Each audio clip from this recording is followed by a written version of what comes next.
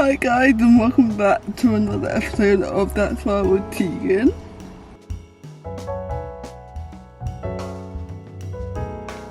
This week I thought I'd revisit an episode that I actually filmed last year, or maybe the year before. No, last year, just before the Paris Paralympics. And it is an interview that I did with Natasha Baker. Natasha Baker is one of Britain's best athletes. She has several medals, several Paralympics under her belt, and before her return to Paris, she became a mother to her son Joshua, and I wanted to talk about motherhood and how that affected her being an athlete, but also how she navigated motherhood with a disability as well as being an athlete is a lot to handle, and I was just curious to see how she managed it all and what advice she would give to any athletes that are wanting to become mothers or wanting to campaign towards a Olympic or Paralympic cycle. And I wanted to see what advice she had for any aspiring mothers that are also athletes, as well as anyone that wanted to aspire towards a Paralympic or Olympic cycle. I'm very lucky that because of my sponsorship with J. Hansen for photography, that I'm also mentored by Natasha, and so far I've received such amazing advice and support, and I've been sitting on this interview for a long time. I would really like for people to see it because I think it's a really great interview. And Natasha is about to have her second baby very, very soon, which is very exciting. And we might see her campaign again for the next Paralympics. So I thought, why not post it? Because everyone would love to see it, and I feel like it's something that everyone can learn from, especially athletes that are wanting to become mothers, or disabled people that are wanting to become mothers and might not know what the challenges may be, I guess. But Natasha has a very great view of life, and yeah, I've been sitting on it for a while and I really wanted to share it with everyone. So hi Tegan. hi. Good. I'm just coming into the quiet because we've got everybody over today, and Joshua's running wild. Okay. How are you doing? I'm good, thanks. How are you? Good. Yeah, I'm good. Thank you. So yesterday was your first international back after having Joshua. One of the questions that we had was, what do you like to do in the week prior to an international to prepare? So I like to try and keep her routine as similar as possible throughout the year. So obviously we like to peak at a championship, which is usually August, September time. So it would be gradually building up training from the winter through to that time. So we'd like to try and keep the routine as similar as possible. So I normally train in the school about 4 times a week. She normally hacks as well. We do lots of groundwork. And so even on the build up to a competition, we would still try and keep that as similar as possible. She goes out in the field. That's a big part of her routine as well. And she loves her field time. And yeah, so we would try and do that. But in training, we might focus a little bit more on the test movements. She's one of those horses that likes to anticipate. So I can't really run through the test too much. I think I actually did it once before I went to Hickstead. So it really is trying to keep that to a minimum, but really mixing up the movements from the test, breaking those down, and then trying to confuse her by doing different things in different markers and that kind of thing. But yeah, very much trying to keep things as normal as possible, because at the end of the day, you know, an international is still the same test. It's just in a different arena. And we'd like to try and keep her as relaxed as possible so she can give me the best performance that she can. Nice. Yeah, I think it's always best to keep it as no more possible for them, because then nothing too out of the blue, nothing the shock for them. Exactly, exactly. And she misses her field time when she's away at internationals. So we do lots of hand grazing when we're there, but she does love being out in the field at home. Yeah, that's probably the only downside to internationals is they can't go and have a roll and buck and mess Yeah, around. exactly. The next question is, do you ever still get nervous to compete at an international? And if you do, what are the techniques that you use to keep calm? I'm very, very lucky. I think I get more excited about competing than nervous. And I've always kind of felt like that. Even going into London, it was much more of an excited feeling, like the butterflies in your tummy, just wanting to get in there and do your thing rather than, oh my God, I'm going into a big competition. So I guess I've been very fortunate in that aspect. I think the one thing that I did feel after London and then going into Rio, for example, was a lot of pressure because I was going in unbeaten. I was going in as the Paralympic champion. And so I think it's really, really important to have perspective in those kind of situations because fundamentally, and this will help anybody that's feeling nervous as well, similar to what I said a minute ago, we're just riding the same test in a different arena. And really, we're like doing circles in a sandpit on our ponies. Like, it's just breaking it down. And I always said that my worst fear would be falling off in a test. And that actually happened to me in 2018 at the World Championships in the freestyle. My horse bucked me off. And actually, it was fine. Like, okay, I didn't get the opportunity to defend a medal, but, I luckily came away uninjured and nobody loved me any less. I still carried on riding afterwards, everything, the world carried on spinning. And I think, at the end of the day, we obviously our sport to all of us, it means a lot to us. We want to do our best. We don't want to let anybody down, but they're horses, they're not machines. And my mum and dad have always instilled into me that as long as I'm having fun, that's the most important thing. Yeah, I agree. I think, especially at international, it's probably the most fun environment to be in because it is so different from home. And I love that kind of environment with all the flags and people and big crowds and everything. I feel like that's the part that you all kind of be excited about, and no matter how you ride it, you're there and you're doing it. So Exactly. might as well enjoy it. Yeah, 100%. The thing is we don't earn anything out of doing it. Like it's costing us money to be there. So, we're doing it because we want to be there, not because it's like a business thing. So actually like making the most of those opportunities, going there, having fun, it has to be top of the list. Definitely. And that kind of leads into the next question, which was, what was your favourite memory at either Hickstead or Wellington this year? Oh, I think my first test coming back at Hickstead was probably my favorite.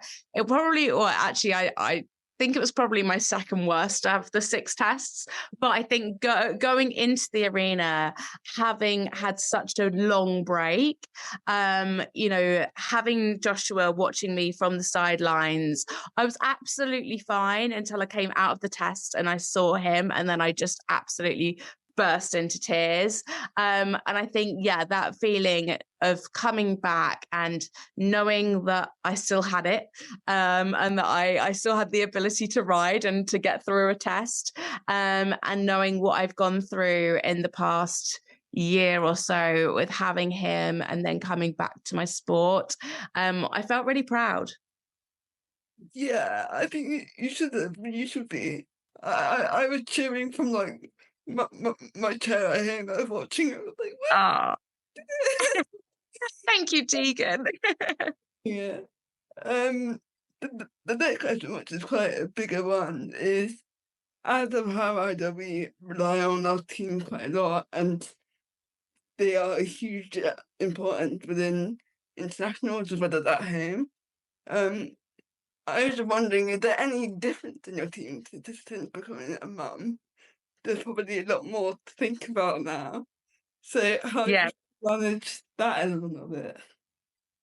Yeah, I don't think anything has particularly changed team-wise. It's just there's a few things that have been added to people's job description. um, my mum is now groom, mum to me, nanny to Joshua, psychologist, like everything. I mean, she's always been everything anyway, but now she has to add nanny onto that as well. And one thing that we have had to change is that Mark, now my husband, has to come to the internationals with us. So he is there to look after Joshua when I'm training or competing or doing my horsey bits when I'm horsing around. Basically, he has to be sole carer for Joshua, but that's worked really, really well. And actually, he's loved coming to the competitions anyway. He always used to come for some of the competition days before we had him, and so it just means that he has to be there now. But he really loves the competition environment. He loves staying away in the horse box, and he loves supporting me. And it does mean that I have a very good videographer, because if I relied on my mum or my dad to video it, I'd either get the floor or the sky. But Lisa, my trainer, she always comes as well and has done for the past, gosh, I think I've been training with her for 12 years now.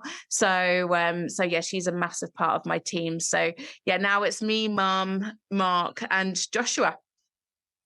I think it really does take quite an army to go to these shows, and some people are able to do it on their own, and I don't know how they do it, but even if you are on your own, usually at these shows there are people around that will help you if you need it, which is very useful.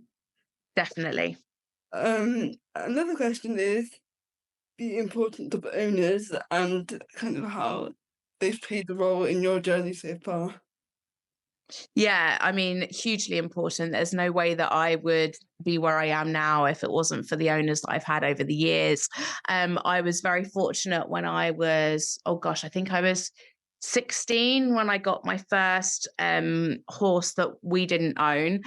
He was given to me as a schoolmaster, and he'd competed up to Inter One internationally, and was owned by a lovely lady called Jean Scharf.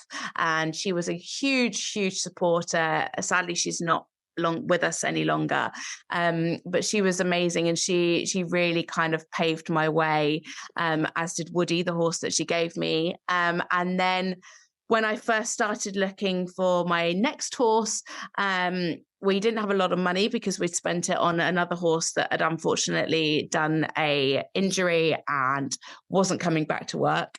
So we found JP, who obviously was my top horse and won me all of my medals, well, up until 2016 anyway. And we were very fortunate to have met Christian, who originally didn't want to come in as an owner, and then I built an amazing relationship with him, and he bought back into JP, and then subsequently bought me another few horses. I've lost track of how many, but I was very, very lucky that he's been such a big supporter of me very long term. And then when I first started looking for Lottie, I knew that I was in a position to have another owner come on board. And I met Joanna, who owns Lottie. I met her back in 2012, 2013. Sorry if you can hear Joshua screaming in the background. Mum life never stops. But yeah, we met her back in 2012, actually through the Riding for the Disabled. And I'd built up a really good relationship with her. So I sent her an email saying, just wondering, if you wanted to come on board as an owner. And fortunately, she jumped at the opportunity, and has been the owner, the like 50% owner of Lottie, and then me, mum and dad and Christian own the other half of her. So yeah, I've been really, really fortunate to have had some amazing owners over the years, and as I said, I wouldn't have been able to do it without them. Of course, we are in a fairly expensive sport, and horses aren't cheap, and unfortunately they don't grow on trees. Neither does money. So we have to look at alternative ways of funding them. Um, and if there's somebody out there that wants to be involved, it's an amazing sport. It's such a great opportunity for people that love disability sport, that love horses, to get involved. I totally agree. It is a very expensive sport, but having owners on board is a great way to actually be able to do the sport, and also to have a team around you that support you on your journey as well. So yeah, I really hope that more owners do get on board and join the sport, because yeah, we definitely love having them, and we love the horses that come with them also. So Definitely. the next question is, what advice would you give to someone that is attending their first international? I think the biggest thing if you're attending your first international is to speak to people. It can be really, really daunting. I think speaking to people before you get there, to try and get some advice of how it works, because it's so different to a competition that is a national competition or even a regional competition. There are so many more rules. Even with something like a trot up, a lot of people going into an international might not know about a trot up or how to do it. And so, watching examples on YouTube, but speaking to top riders, I think we're fairly approachable. So, come and chat to us and maybe attend an international. They're free to go and watch. So go and attend one, and see what happens. And again, ask lots of questions. Speak to the stewards. Again, super friendly bunch of people. Speak to them. Again, they know the rule book inside out. And often, there are so many rules. Often I find myself going to stewards and asking for their advice on things as well. Make sure you get the rule book. It's vast, but just check that you are legal with all of the tack, the warm-up rules, because again, the warm-up rules are different if you're a grade 1, 2, or 3, or a grade 4 or 5. So, just try and be proactive, do as much research as you can, and definitely get advice from lots of different people. I agree. That's exactly what I did before my first international, as there are so many rules that you probably can't read them all. Yeah. And it was great help to talking to other athletes that kind of have done it, and they knew the rules and knew the setup and knew the routine. So it was really useful to kind of get that advice before I went in, so that I wasn't so daunted by everything. So yeah, it's Yeah. definitely a good idea to speak to the riders or the stewards or anyone involved, because they know what's going on. Absolutely. I think as well, when it comes to like timings and warm up and everything, like allow yourself plenty of time, because there's, steward checks as well, that like bit checks, tack checks and everything. So allow yourself enough time and don't feel stressed in those situations. If you've got an extra 5 or 10 minutes, you can walk on a long rein. It doesn't matter. You're better off to be ahead of time rather than running late and then feeling really, really stressed. I always do a little timetable. We've actually got a WhatsApp group between myself, my mum, and Lisa, because sometimes I'm always with my mum, but sometimes Lisa isn't with us because she's staying elsewhere or she's traveling in on a daily basis. And so once the competition time comes through the night before, I work out a timetable with our warm-up plan and work backwards from the test time. And then that goes to the physio as well, because the team physio comes and treats Lottie before I ride. So that goes to her and to anybody else that might want it on the team, so that we know exactly where we're going to be at that precise time. And literally, like if it's 10:31, then I work back even to that odd minute, so that we're exactly bang on it. Yeah, I'm the same. My mum has been deemed the queen of the whiteboard that we hang up, that has all the times on it and everything written down so that everyone knows. But yeah, it's definitely a lot easier when you have a schedule working back from your test time. Just so that you Yeah. know what you're actually doing for the whole day. Yeah. Yeah. And the last question is, it's quite a big question, but what have been your highlights so far in your career? Definitely London 2012, for sure. Like, that was an easy one for me. I think being a London girl, trotting down the centre line at home games was just the most magical thing in the entire world. And I think, obviously, to top it off with 2 gold medals was just a dream come true. Sorry, my dad's coming in now. But sorry about that. Yeah, it's... Hello. I'm recording a podcast, Dad. Do you want me to start that again? No, it's okay. You carry on. Dad just wants all the glory. But yeah, winning 2 gold medals as well was just like the icing on the cake. And yeah, I don't think anything will top that in my career. It is pretty special that you got to ride like in your home city as well. I feel like that's probably not going to come around again for a very long time. So no, definitely not. Maybe if Joshua takes up the reins, maybe he'll get to do it one year. maybe, yeah, let's hope that happens. Let's hope. Yeah, that was all the questions that I have for today. So thank you so much for coming on the podcast. No problem. Thank you so much. I'm sorry about my interruption from my dad. Okay. I think he wants to be a guest next time. Yeah, we should get a parent podcast together. Yeah. Awesome. Thanks so much, Tegan. Thank you so much. Speak to you soon. Bye. Bye.